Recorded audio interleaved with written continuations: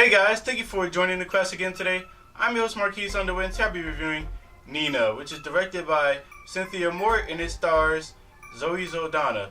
And this movie is basically a biography about this singer who was big in the 50s and 60s named Nina Simone. And really, it's not really like an origin type of story where you get the biography of beginning of birth all the way to death. It's more so about how she deals with her pressures and vices and how that kind of messes with her music career or her relationships and things of that nature. So it's really kind of different from your typical biopic.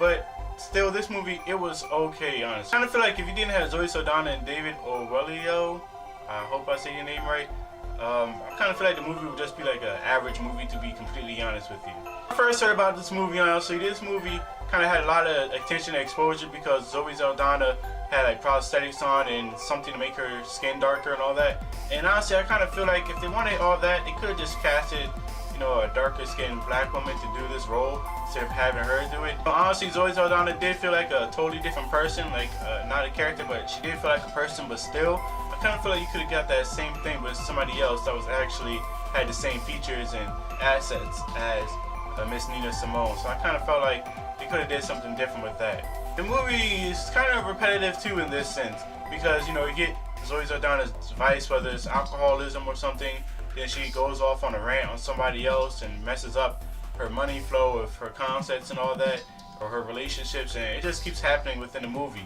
And it's almost like she doesn't learn her lesson, honestly. And it's like every time she lets somebody in her life, she eventually screws up that relationship.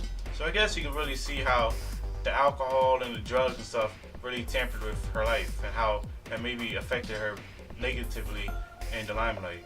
This movie really had like a Lifetime type of feel to it. It didn't really feel like a natural biopic. Like with Steve Jobs, even though it didn't go from like birth to death, it kind of focused on three major events in his life. It kind of felt really cohesive and you could tell who he was from that.